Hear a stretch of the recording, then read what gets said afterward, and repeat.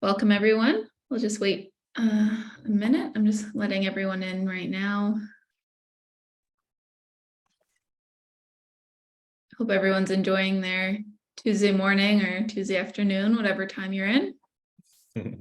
Welcome to our session.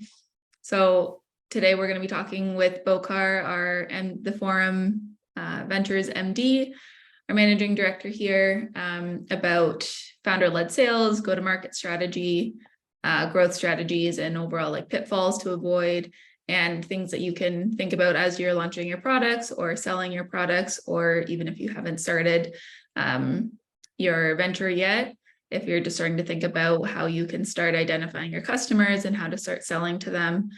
This will be a great session for you. A little bit of housekeeping. So there's a Q&A at the bottom screen there and also a chat. So feel free to put your questions in the chat, or I think there's a little icon where you can like raise your hand.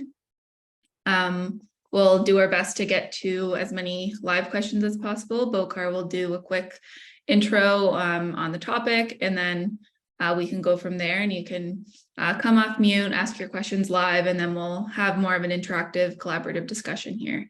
It's not meant to be super formal, so don't be afraid to come off mute and ask your questions or type them in the chat, however you feel. So Bocar, I'll hand it over to you to take it away. Hey everybody, Bocar here. Thanks for jumping on today. Should we wait a little bit more for folks to join in, or should I get started? Get started. It'll be recorded. That's the other thing. Recorded. So the session will be recorded, and you'll all get a copy of it. Okay. After the session. So let me do this. I'll maybe start with a quick introduction. So, hi everybody, Bocar, managing director here at Forum.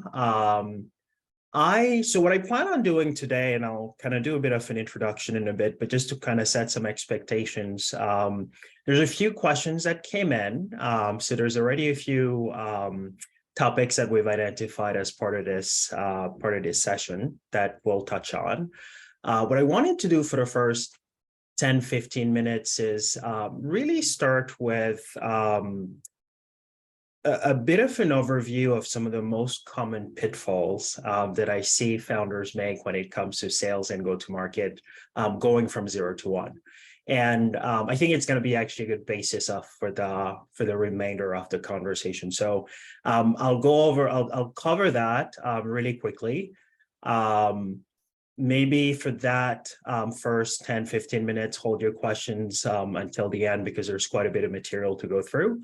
And then we'll open it up for Q&A for the most part. And feel free to, with the Q&A, I generally want these to be a conversation. So I'll stop sharing and just let people either ask their question within the chat, or feel free to also jump on camera and ask a question as well.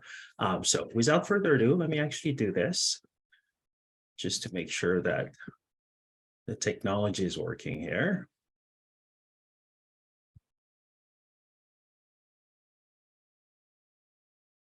Let me know if you're able to see my screen. We're good? Okay. Just putting it in full. All good still? You can still see, I've gone to full screen now? Yeah. Amazing, perfect, cool. All right, so let me start with a quick introduction to give you a sense. So Bocar, as I mentioned, I'm a managing director here at Forum. So my background is that I have a technical background, so I did computing science at university. And I like to say that because you'll see that my way of usually thinking about sales and go-to-market is usually pretty kind of data-driven and scientific-driven, and you'll see what I mean in a sec. So I was very early at Hootsuite. I was one of 3 early salespeople at the company. I think I was employee 9 or 10, stayed at the company for a good 8 years, during which time we went from 0 to just a little under 200 million in ARR. So I've kind of seen that evolution from 0 to 1, and then seen us go from 1 million to 10 to 50, all the way to 100 million. And my gig, just to kind of give you guys a sense, it wasn't on purpose at first, but it was usually to build some of our first vertical or product team. So, not to go too much over this, but over time, what I've done is really developed a bit of a framework for myself to think about early customer acquisition for new products, new verticals that we're going after. So after Hootsuite, I was a founder myself, so I was in your shoes. As a matter of fact, I was actually a founder under the Forum umbrella. Forum was an investor in my former company. I was an operator again after that, but really, the reason I start there is that from back in the Hootsuite days to today, so it's been a good number of years now where I've been mostly advising founders pre-seed to Series B on their early customer acquisition motions and go to market from 0 to 1. So we as a fund have over 300 portfolio companies now, and between my mentoring of companies prior to joining Forum and now as part of Forum, I've seen quite a bit of different types of motions, whether they're SMB, mid-market, enterprise, PLG, but also different types of verticals as well. So from your traditional tech companies selling to other tech companies, but also verticals that are laggards, such as construction and other industries as well. And for the most part, while the answers to questions I find are different and nuanced, generally the framework is the same. So what I wanted to do is really kind of highlight at a very high level some of the things that I've seen that happen fairly often that I think are some of the most critical pitfalls that I see founders make early stage when it comes to founder-led sales. So let me start by maybe painting a high-level picture. That's kind of be the base framework. So I typically think about the 0 to 1 journey, and by 0 to 1, I don't necessarily mean 0 to 1 million. I mean 0 to product market fit. If you kind of think about it that way. But generally speaking, the stages that you go through when you're acquiring early customers typically look something like this, right? So you have an idea of a pain point that you think you want to build a company around. You start talking to customers to validate that the pain is real, right? Once you have that conviction, then you have to have some additional conversations, mostly so that you can identify the very, very specific high priority problems that you're going to build your MVP around. Once you have an idea of that, you go on and design and iterate on that MVP, hopefully with some customers that are providing you feedback. Some of those customers end up being launch partners. And once you kind of build your version 1 of the product, you start iterating on that product and selling to additional customers. So what I'll do here at a very high level is really quickly touch on what I see the most common pitfalls being for founder-led selling at every single stage of this journey. So let's talk about pitfall number 1. Pitfall number 1 is really failing to validate the market opportunity. This at first doesn't even sound like founder selling when you think about it, because most of you, when folks talk about founder-led sales, think about, how do I, where do I find my leads? How do I work on the messaging? How do I, do customer discovery and all of those things? And we'll get to that. But there's one particular thing that I see over and over again with early stage companies, and it's that the initial customer development conversations are so focused on validating things from a product standpoint that they completely miss out on some of the market and go-to-market dynamics. And here's what I mean by that. So typically, and by the way, this is by far the main reason startups fail is no market need. And generally speaking, when I'll talk to founders, there's a lot of questions about pricing, about how to deal with competition, about other things. And when you look at the data, the thing that most folks should be worried about is really that first thing, which is the reason 42% of companies fail. It's not actually having a market need. So here's how it typically shows up. A lot of you will probably have a slide that looks like this on their pitch deck if you're going out to fundraise. And It's nice in a way because it gives you this comfort that you're working in a large TAM, but fundamentally the top-down approach doesn't really help you really answer the question that you need answered for yourself, which is, should I be even building a company around this particular pain point?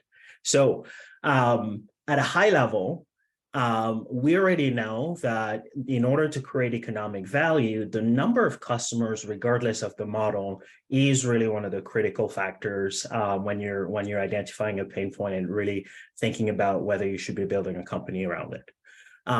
So what I would advise is use a bottom-up approach instead. So I'll show you in a sec what I mean by that. But as you're thinking about the pain point, you really should be thinking about the number of customers that actually would experience this pain point and whether this will lead to a venture scale outcome. And by venture scale outcome, I mean, when you look at that market, can you see at the very least $100 million revenue opportunity, right, over the next 5 years? Because that's in a nutshell how VCs think about it. And what I like to say is, think about that from a company standpoint. So instead of thinking initially about your building your minimum viable product, think about what a minimum viable company should look like.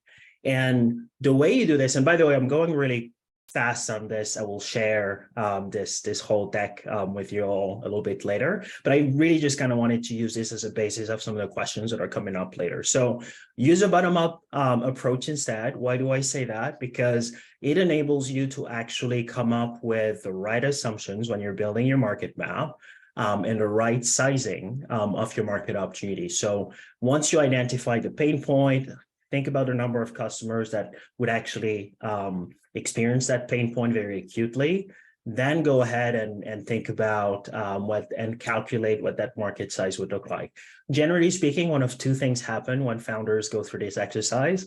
They'll either right away see that there's a massive market opportunity, so they need to really tighten up on their ICP, more on that in a little bit, or you take a look at this and you realize, oh no, this is a real problem, and I've talked to customers that actually experience this problem, but there's just not enough of them to justify a venture scale outcome, right? So that was pitfall number one. Now you've actually validated that there's a real market pain that will lead to a venture scale outcome. Now you start thinking about really narrowing in on specific high priority problems. And the second pitfall, and I know it's going to sound a little weird, is to assume that because you're solving a real problem that you've identified with that customer, the customer will therefore buy your solution, right? It sounds pretty logical, but that's not actually how things typically go. And here's what I mean by that. You have had a few customer discovery conversations or customer development conversations, and you validated that the problem exists, and now you're maybe showing them a solution to address those problems. And a lot of you kind of have probably gone there. And they seemed really interested, and they seemed really bought in on the pain point. And they even tell you as much and give you a sense as to how they're experiencing this as an organization. Yet you're struggling to get them to actually commit to doing something with you. And here's kind of the main reason. The main reason is that I think the biggest misconception is in SaaS is that a customer has a problem and you're selling them a solution to that problem. What actually happens if it's a very acute problem is that the customer's probably got a workaround or is currently solving something in a particular way. And your job is to convince them to move from their current way of doing it to your better way that you're imagining of doing it, right? So generally speaking, that shows up and you'll have conversations and realize that, oh my God, they're the perfect customer. They're using spreadsheets for all of these processes, and with my solution, this is going to make their life so much better. It will, but what the customer is thinking about is, I've got all these processes that are tied to my spreadsheet. How am I going to start implementing that? And that's usually where the mental blockage happens, is that they're thinking about they're not thinking about a solution to the problem necessarily as your solution to the problem, but they're actually thinking about how they can actually move and transition to your way of operating. And that's maybe the critical component that you have to think about there. So what I would say and how to avoid this is that at the very beginning, and I would actually advise doing this in stage 1 rather than stage 2, but really, really take the time to define and iterate on your ICP. This is actually one of the things that we get our portfolio companies to do day one, is think about, really list out what their hypothesis is of ICP. So notice that I said a few, right? Why? Because at the beginning, you don't really know what your ideal customer profile looks like, but you'll have 1, 2, 3 ideas of groups that will likely be your ideal customer profile. Really, really write down everything that you can so that you can define it. And this is just kind of a high level framework, I think, from Unusual Ventures. But really what you do then is that you rank these different ICPs by pain level, by urgency, willingness, and ability to buy, by the solution's ability to actually drive some tangible results, because this is what's going to help you actually have some case studies that you can acquire new customers from. Obviously, you would have validated the TAM. And the last bit as well, and it doesn't sound as obvious, but very often I'll have founders that are targeting a market where it's actually very hard to go and access some of the buyers, right? So generally speaking, if you struggle to put together lists of your target customers, I would ask yourself the question again as to whether this is an ideal set of folks to actually go after. More on that a little bit later. So that was pitfall number 2. Let's move on to pitfall number 3. So you've confirmed the pain points. You now have some high priority pain points that you've identified. And now it's time to kind of design, iterate on a solution so that you can address those problems. Pitfall number 3 is that what I find founders do at this stage is that they do too much selling. You're probably wondering, what is this sales guy telling me that I should not be doing any selling? That's not exactly what I mean. What I mean is, what I tend to see, especially in reach outs as an example, is folks will reach out with messaging that sounds like something like this, where they go, this is my company, this is what we do, these are the problems that we're solving. If you're experiencing one of these problems, would love to talk to you, right? That sounds like your ABC of a sales reach out, right? That works for Salesforce. That's going to work for established products and established brands. It's likely not going to work for you because nobody knows your product or your company. In other instances, people don't actually even know who you are, right? And there's a lot that needs to be done there to get somebody over the hump to actually want to talk to you. And frankly, that doesn't actually sound any different from any other vendor reach out that they get on a daily basis, right? So here's kind of the thing that you would have probably experienced while talking to folks that became some of your early design partners. I'm not going to go over this because I think I've seen this slide way too many times in my life. But what I wanted to highlight here is that early adopters are motivated by slightly different things than your regular mainstream buyers. Early adopters are interested in innovation. Early adopters are interested in doing things a little bit better. But they're okay with using a product that's not fully built out yet. So what's a better reach out to an early adopter? If you haven't read this book, The Mom Test by Rob Fitzpatrick, I would highly, highly, highly recommend that you read it. It's one of the best books, tactical books on customer development out there, and it's a really quick read. It's 100 pages, and I'd say it's well worth the money. And in there, you'll find a reach out that I think aligns a little bit more with what typically tends to work. And this is not something that I'm just saying. This is a template that we use with some of our portfolio companies and has a pretty high conversion rate. Really, what you want to do is appeal to them as an individual that's there and that's willing to help you as a founder, right? So generally speaking, the reach out goes something like, hey, I'm working on a product that does X. I'm not reaching out. This is not going to be a sales call. Like, I'm not reaching out for that. What I actually want to do is really get your feedback, because what we want to do is make sure that we're building the right thing. I looked up your profile and your experience, yada, yada, yada. Would love to connect and, get some feedback if you got 15, 20 minutes. What you're doing here is that you're appealing to this person's ego in a way. Everybody's got a little bit of that, right? But what you're actually doing here too is that in a very subtle way, you're not actually burning a potential lead, because what you're doing is that you're asking for help.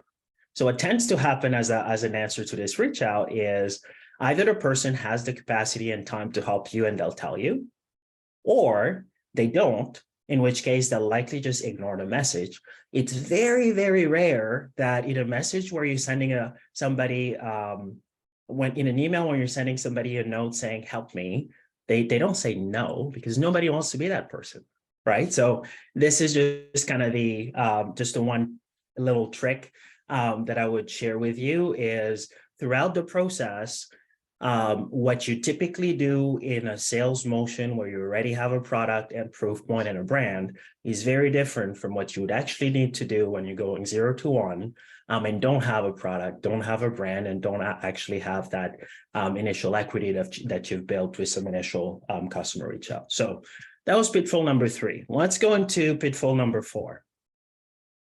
Pitfall number 4 is really failing to qualify and set expectations with your launch partners. So here's kind of what I mean by that.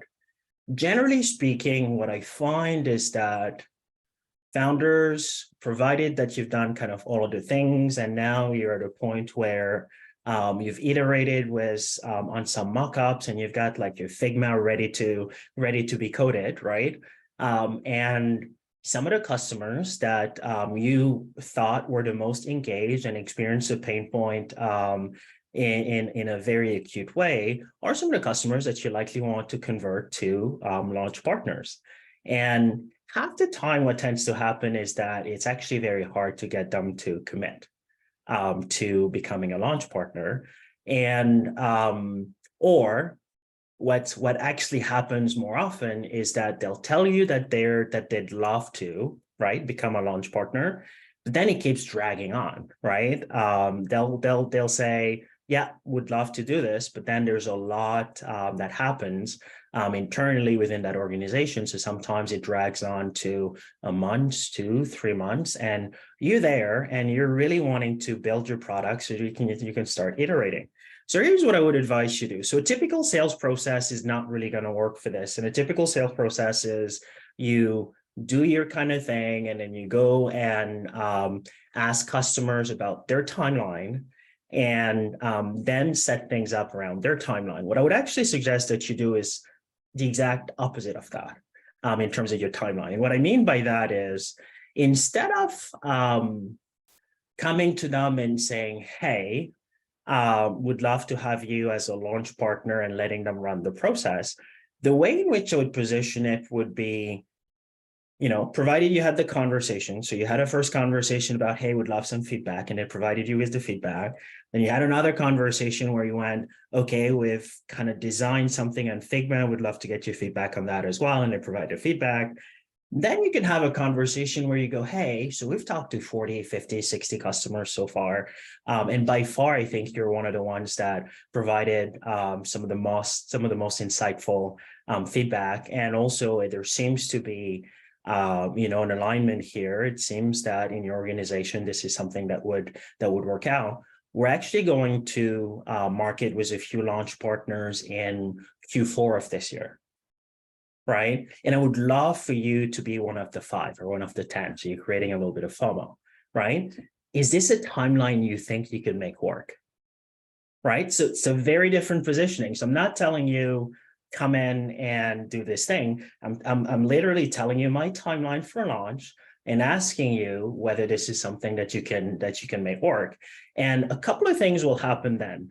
One, if this is somebody who truly understands how their organizations work, and I would actually ask that follow-up question. If they say yes, it's like, okay, so what needs to happen on your end for this to be true? And they either know their process internally and will tell you, and you'll know that you're talking to the right person, or they don't, in which case you're going to get them to go find out. And the worst that happens is that they go and find out internally by having conversations with the right folks. And I'll come back to you and say, yeah, you know what? I don't think that we can make September. Then you go, okay, we'll just add you to the next, batch of customers that we're going to be onboarding, right? Very different than having, 50 million people that you're chasing, because you're effectively kind of putting a forcing function there that enables you to qualify the urgency of that customer. So quick tip, don't let them dictate the time frame, because you're on your own time frame, right? You're in a time frame where you want to move fast and iterate quickly and focus on the right customers. So make sure that you're actually controlling the process when it comes to that launch partnership sale. And pitfall number 5 is, I'd say, as common as pitfall number 1. It's founders not actually doing the founder-led selling themselves. Now, I know sales is hard. I would say that even after spending over a decade in sales. What I would say, though, is that it's very, very, very, very critical for you guys to be doing founders to be doing the selling initially, because there's a lot of things that could go wrong when you don't, right? Number one, you need to stay as close to the customer as possible in order to really build the thing that you need to build. Remember that you're on your search for product market fit, and on the search for product market fit, I think founders should be as close to their customers as anyone in the organization. As a matter of fact, I'd say the whole team should be as close to their customers as they can be, right? Now, generally speaking, just to kind of give you a sense, because I always get the question of when do I hire people, like when do I hire a VP of sale and so on. You can kind of think about your motions in terms of 3 distinct phases. You've got a phase where you're really searching for product market fit, which is really doing the things that I need to do in order to build a product that's actually solving the problem in such a way that I can then go and acquire some additional customers. There's sales when you're looking for go-to-market fit. And what if you haven't heard this term, really all it means is you have developed effectively a formula that enables you to know exactly what inputs will lead to what outputs. So you've got a measurable, scalable process that you've defined, and it's there. It enables you to sell into more customers. And then the next bit is, once you've got something that works and you're starting to grow, just put gas on the fire by hiring a little bit more. So it's okay for you to have an AE or 2 or an SDR or 2, just kind of depending on how you want to do it. But fundamentally, I would advise not hiring a sales leader until you're at least at a Series A stage, for the simple fact that if you don't do that, there's a lot of stories that I have, but we don't have a ton of time that I can go over those. But at a very high level, just remember, as much of this as possible needs to come from you. And generally speaking, you should be the one building the initial part of the playbook, because this is what will allow you to know exactly what type of sales leader to hire after that as well. I've got a whole deck on how you can build your playbook that I'll share with you guys at the end of this. So that's kind of the bit there. But I can't emphasize enough that ideally you guys are the ones doing a lot of this, because otherwise things can go badly really quickly. And that's the last piece. And I'll end here. If you want a place to get started when it comes to founder-led selling, these are the 3 books that I'd recommend you take a look at. One is the Mob Test that I already talked about.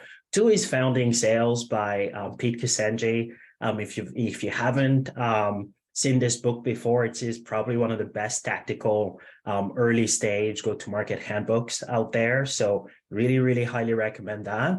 And the last one is from Jacko and team at winning by design. I think this one kind of gives you more of a high level understanding as a future SaaS company leader of really what levers are there that help you kind of run a SaaS business and what your focus should be. So high level, those are the things that I wanted to touch on in terms of pitfalls, and let's open it up to some questions now. So let me do this. I'm going to stop sharing, and Maggie, I'll maybe let you. Yeah, I see Manny has his hand up. Manny, go ahead. Ask your Hi there. question. Can you hear me okay? Yeah, we can hear you. How are you doing today? Perfect. Very well, thank you. How are you? Good, good. It was a pleasure to meet you and hear from you. Been in sales myself for about 15 years on 4 continents, and I think everything you said there just completely resonated. I can go on and on, but especially the last point about the founder-led sales.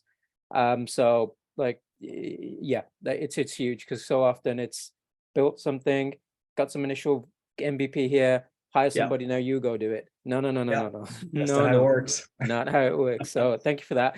I have a particular question, and I think you hit on it in the last slide there about how you go about getting the initial traction and even building that channel out, which is your peer ecosystem, leveraging your peer ecosystem. So let me just quickly elaborate, because I'd love to hear your thoughts on it. So by peer ecosystem, you mentioned networks and referrals. So I would go further. Those are your customers, stakeholders, industry experts, retirees, former employees, new employees, really digging into that ecosystem. These are viable leads, 3x more likely to convert, low cost of acquisition. When it's a referral, it's easy. And I don't think that most companies realize that their leads are sitting in the ecosystem. They just haven't leveraged them. So number one, I wanted to get your thoughts on not just, it's obvious it should be done, but how should it be done? Number two, how strong can that channel be compared to hiring sales teams or marketing channels and channel partners? Because for me, that is just an untapped opportunity, and I've done some thought around this, but I'd really love to pick your brain on it with your experience as well, especially at this early stage. Yeah, that's a really good question. So first off, I didn't really add some data behind it, but if you look at Lenny Rachitsky, I think is his last name. He's got this newsletter called Lenny's newsletter, and there's a particular article where he basically shows where enterprise companies and also some other companies got their first customers, and overwhelmingly, it was all from referrals. Right. Now, generally speaking, so I'll say kind of a few things. So a lot of lead gen has to do with the right message, right, the right audience, and the right timing, right, when it comes to things. When you think about referrals, one is if you have the network, obviously that's easy. What I would advise is don't leverage the network with a sales type of messaging. As a matter of fact, the type of messaging that I mentioned earlier works really well for referrals, right? Because you're reaching out to your buddy and saying, hey, I see you're connected with Y. Here's where I need help. Are you willing to make an introduction?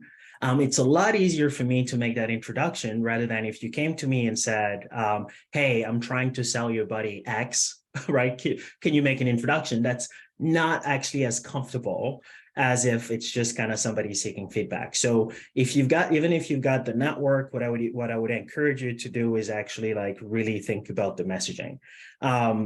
When you don't have the network, one of the things that I'd recommend is we all have folks that are within our network that also have a network. So that's kind of a path.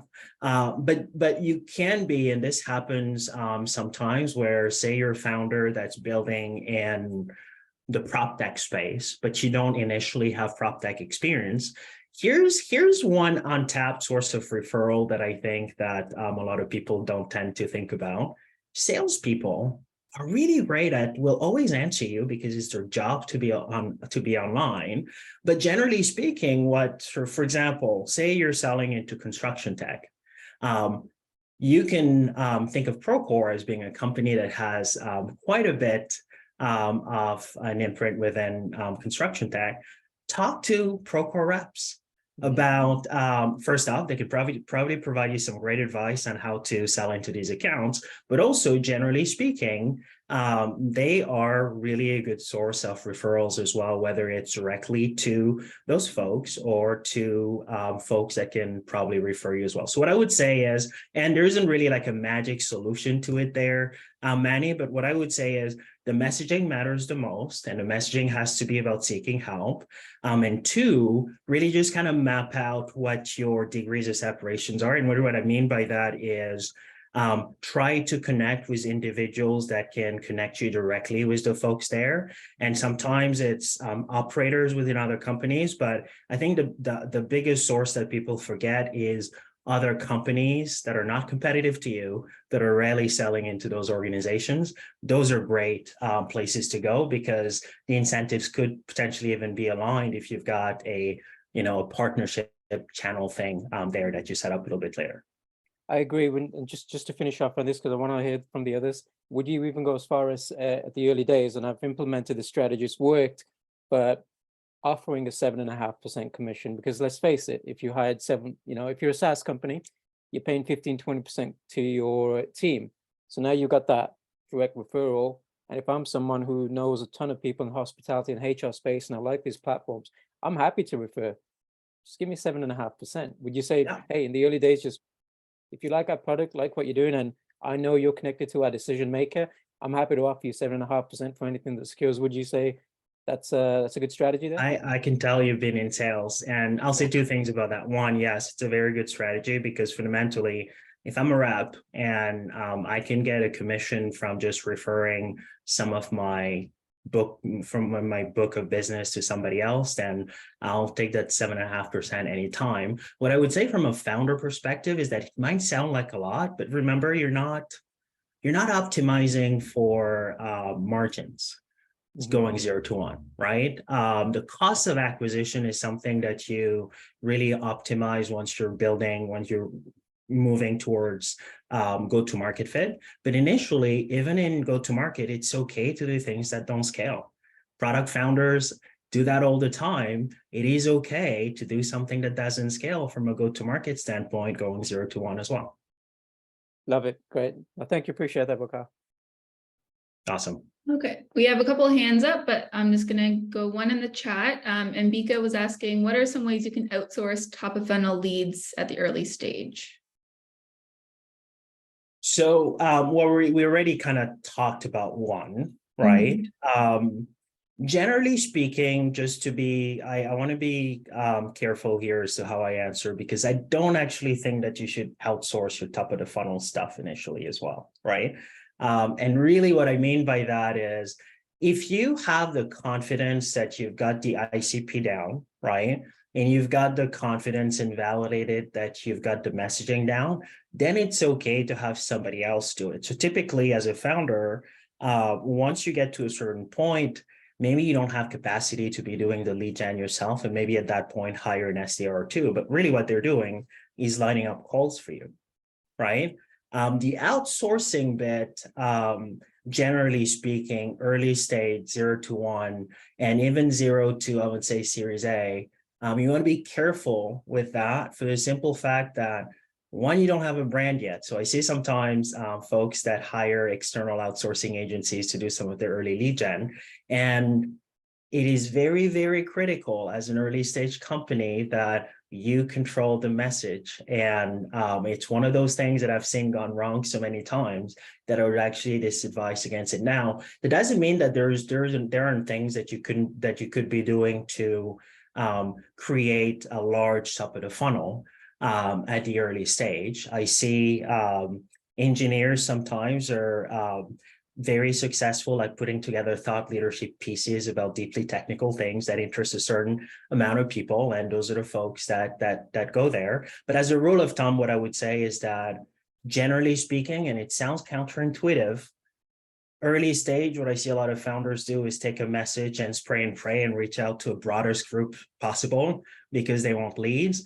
And that will generate leads, maybe not the right ones. But what I would say is, it's contradictory, but generally speaking, you get higher engagement the more focused your lead generation efforts are.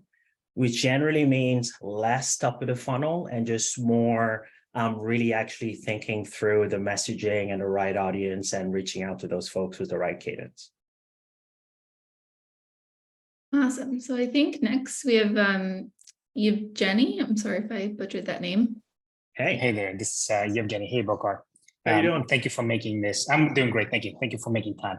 So my question is twofold. First one is on how the size of the deal relates to how much to spend on marketing and sales. Let's imagine the deal on average is 50K.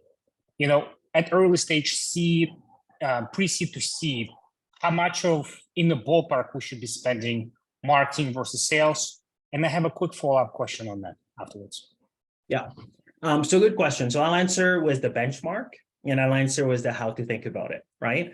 The benchmarks is generally, and by the way, OpenView releases a benchmark report every year.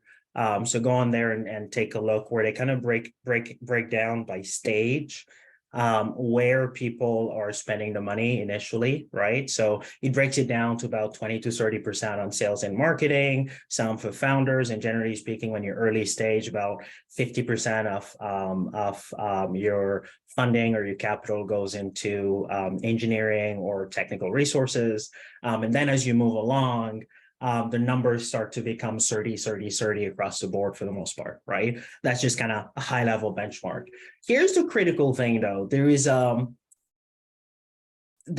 dynamic that happens where you identify your customer. And sometimes what I tend to see is that founders think that they can just apply whatever model they're the most comfortable with, right?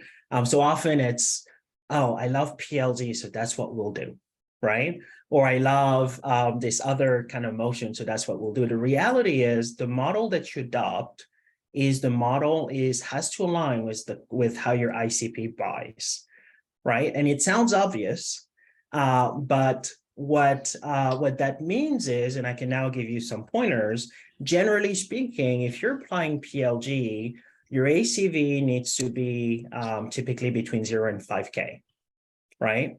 Why? Because there's a certain amount of processes and approvals that you go through and you start going above certain thresholds, right? So I can tell you without even looking, PLG typically needs to go 0 to 5K in terms of your AL or your ACV will probably likely be, could be PLG or it could be something else.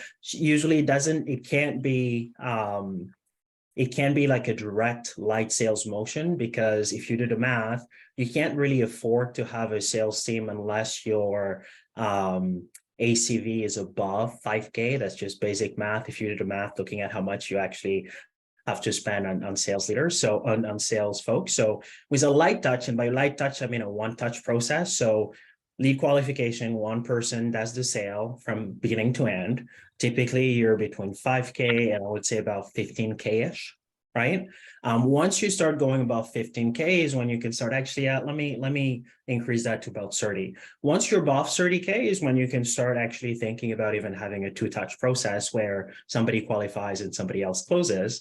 And once you go above 50K, you're definitely within a territory of you're actually going to need a direct sale. Again, I can say these numbers and I can actually point you to resources that show this, but fundamentally, what you have to remember is that the reason why that is really just has to do with how organizations buy, because the way most organizations buy is that, I used to have a threshold when I was a sales leader at Hootsuite of how much I could spend, and most people will. And in organizations, especially in this day and age of everybody tightening up their budget and trying to consolidate, you need to know what those thresholds are, because those are the thresholds that determine what your sales motion will likely look like. Great. Thank you for such a holistic answer. That's great. My follow-up question is a bit on marketing. Forum Ventures is B2B community, right? Yeah. So account-based marketing has been picking up lately, right? What's your experience and guidance at the high level on account-based marketing, especially if the ICP has been refined and there's already revenue? Is it worth investing, and how much should we invest into account-based marketing motion? Yeah, so just one thing first, I want to confirm. So an account-based marketing motion generally works best when you're targeting enterprise customers with an enterprise sales motion. Is that the case here? Yes. Yeah, okay.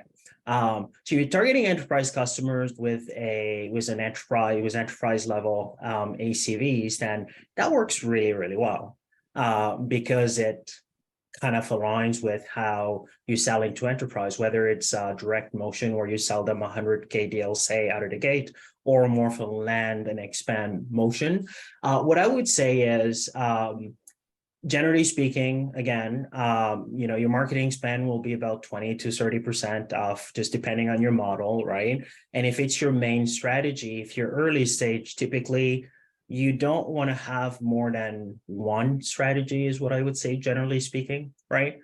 Because you want to be very, very focused and dial in. Why? Because that's what's going to enable you to actually put gas on the fire later, is a model that you've really, really worked out in such a way that you know exactly how much marketing investment is going to generate how many leads, right? And once you have that, then you scale, right? So it's not really an answer to your question, but all to say, generally speaking, if you're now selling into enterprise customers and have enterprise ACVs, generally speaking, I would say it's best to have one main go-to-market motion beginning to end that you're really homing in on, and marketing has to fit underneath that. I think a better way to kind of think about GTM and even like all things startups is that at every point there's only really one thing that you're focused on, right? As kind of the main thing. So when I was showing the 3 different stages of go-to-market, the first one was search for go-to-market fit or for product market fit. Everything that you do, including sales, if you look at my deck, was to support that search for product market fit. And then when you're in go-to-market fits territory, when you're searching for it, everything, including product, is there to help support that search for go-to-market fit. And when you're scaling, it's all about scaling, right? But everything has to be there. And we can talk about other things because there's nuances about scaling. But to answer your question, what I would say is if that's the motion and that's your ICP, then you can go all in, and that can be like your main marketing motion, I would say. That's great. Thank you. Okay, I think Faison is next.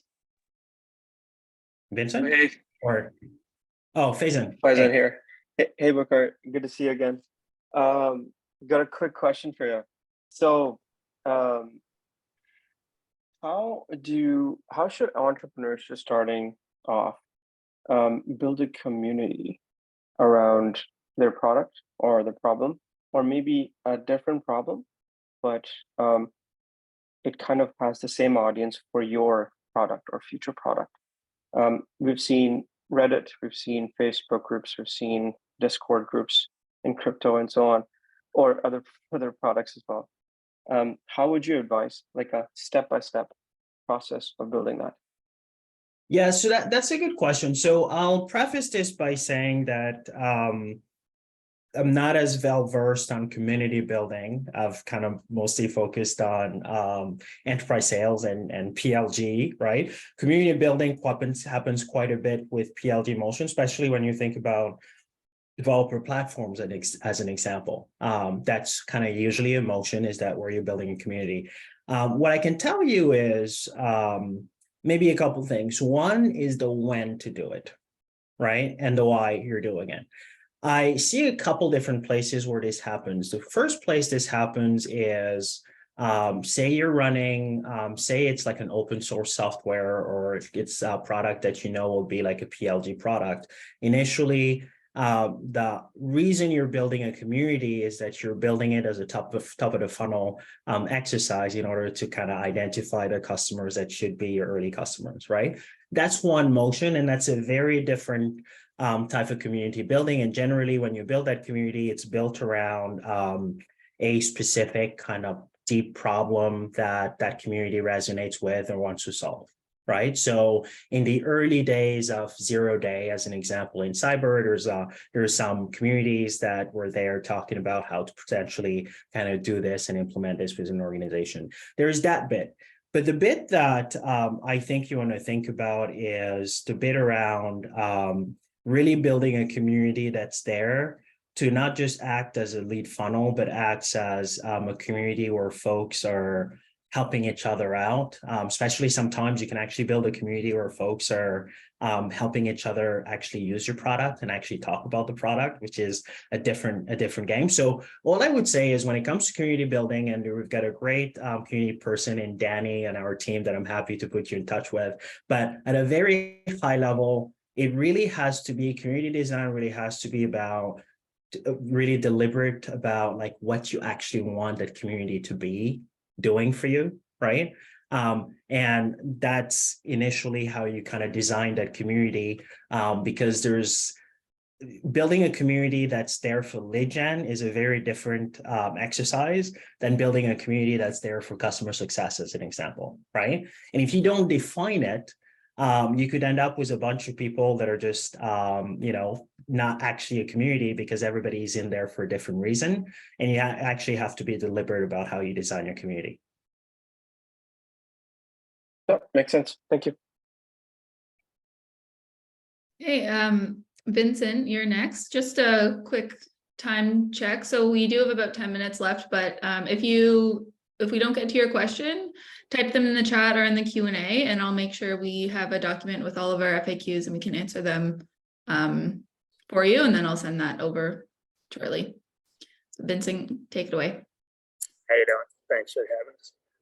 My question is kind of focused on the VC world. I'm a solopreneur, and I'm more of a Steve Wozniak than a Steve Jobs. I see the problems that are going on, and I go to the workbench, put my head down, and build a solution. Yeah. And so then I get it ready, and I need the VC to be my sales target.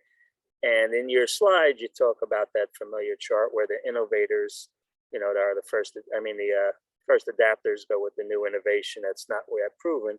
And by default, it seems like the VC should be pretty much on that leg of the race. But yet when everything is talked about in approaching VCs and making sales, it's all cookie cutter, do it the same way as everybody else. So those binaries kind of clash with me. So how would you help this solopreneur overcome this challenge? And just to make sure that I understand give me a sense as to who you're selling to. Maybe that's going to give me some context. Well, I built a tool, not so much a customer. I built a tool Okay. that's a built-in public suite, which, provides people a more efficient way to build in public instead of building in the community on Twitter, and then Shopify is their market and things like that.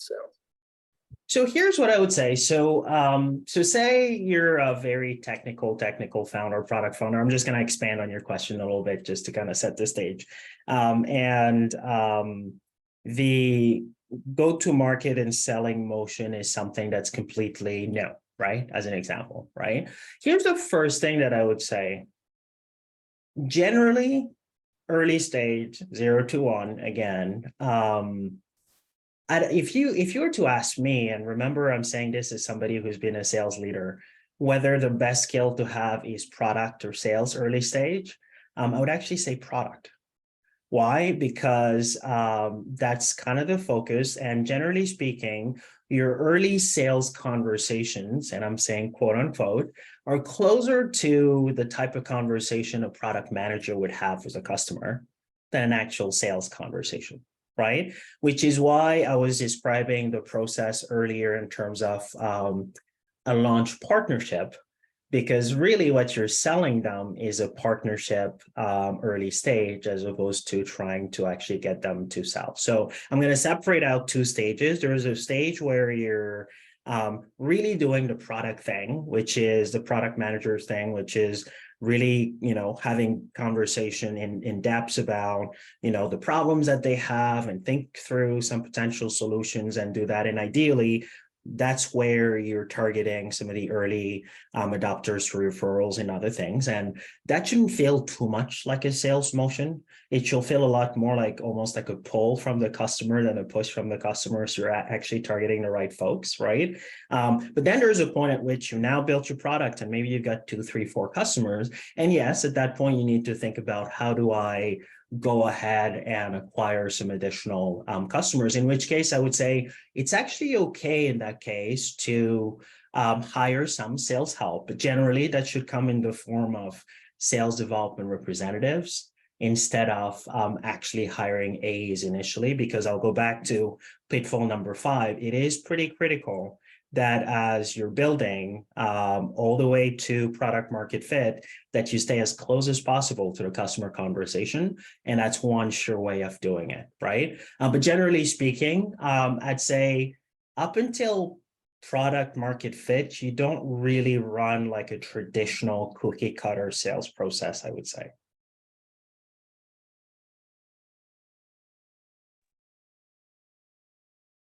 Okay, so I think we have time for one more. Alex, you're next, so I'll hand it over to you to close us out. By the way, keep asking your questions. And one of the things that we'll do as a follow-up is I've got some things to share with you already, but I'll take a look at some of the questions that were unanswered and point at additional material that can help answer some of these questions as well. Thanks. Awesome. Thanks, Maggie, for setting this up. And Bocar, really appreciate you sharing these gems here with us. Super helpful. So on the mom test reach out template, I'm curious how you would revise that for a startup that's maybe like one stage further along. So for example, we have a beta product in market with a few paying customers. And so rather than saying like, and I love the trust building, like not selling anything in early discovery, did a lot of that, but you know, how aggressive would you go there, you know, on that spectrum of like really building trust, not selling, to kind of hard selling on the other end? Or are you asking about the transition that you would make from that phone call to a now I'm going to try to sell you something? Or are you talking about what happens when you're further along in your journey and maybe you can't use that messaging as an excuse? I didn't quite catch that. Yeah, more the latter. So More the like I'm latter? going after a new batch. I have a few early customers and I want to just get a few more. And we have a beta product. So like we are selling something. Yeah. But I also just kind of want to build trust and get their feedback and, you know, co-build, bring them in not a hard way. Okay, got it. You'd be surprised, by the way, just for the little story, and I'll tell you like a personal story. So we, at Hootsuite, this was year 5, when we started looking at some additional verticals that were like more laggards verticals when it came to social. Financial services was one of them, and I was tasked to take a look at financial services to figure out whether we could sell into the organization. At that point, we had millions of users, we had a product in market, and we're doing tens of millions. But guess what I was able to do? Use the exact same messaging. Why? Because all I needed to say was, we're Hootsuite, we do this, but we haven't really looked into financial services yet because we know that needs are going to be a little different because of compliance and, you know, security requirements, yada, yada, yada. You're a marketer at, you know, Fidelity or insert financial institution here, and you've been doing that for a long time. And I see that you're quite active in the digital realm as well. Would love to pick your brain about what you think a financial services focused version of the Hootsuite product should look like. We got answers. It wasn't actually as crazy as you think, because again, it's mostly about appealing. I think the most important part about the template is not the template itself, but appealing to the person's kind of expertise / ego, because you're approaching them as somebody who's there to provide them with feedback, as opposed to you're approaching them because you think their organization would be perfect for your product and you want to sell to them. And it might look like a subtle difference, but generally speaking, to answer now the first question that I thought you're asking, generally speaking, it's actually pretty easy to make a transition from that conversation to now I'm selling you, because generally speaking, if that profile of early adopters sees that there's an opportunity to innovate, generally they're the ones telling you would like, tell me when you've got an MVP ready, I'd love to try it out. And it's usually your cue to just kind of say, we're not there yet, but we'll definitely keep you in mind when we're looking at potential launch partners. If you don't mind, I'll circle back with you in a month or 2. Got it. Appreciate it. Super helpful. Awesome. Awesome. Well, thank you everyone for attending and for all your great questions. As a reminder, I dropped my email in the chat, so you can email me at maggie@forumbc.com. And we're happy to answer anything else. And as Bocar said, we'll deliver all the materials that we provided and answer any questions in text format or in an FAQ section maybe. But if you are interested in more founder-focused content or go-to-market content, we do have a newsletter called the Midnight Text. Subscribe and we'll be sending more direct content to your inbox. Thank you, Bocar, for all your great insight. Is there any last final words you have? No, just thank you all for taking the time. I have a lot of content out there that you can take a look at, and I'm generally pretty reachable as well on LinkedIn. So connect with me. Feel free to ask your questions, and I'll follow up with Maggie to make sure that you have the answers to your questions. And if you're a founder, early stage, that's looking for some help on the go-to-market front, that's effectively what I do at Forum, is that I act almost as a fractional go-to-market leader to the companies that we work with. So feel free to reach out. Thanks, everyone. Enjoy the rest of your day. Thanks, guys.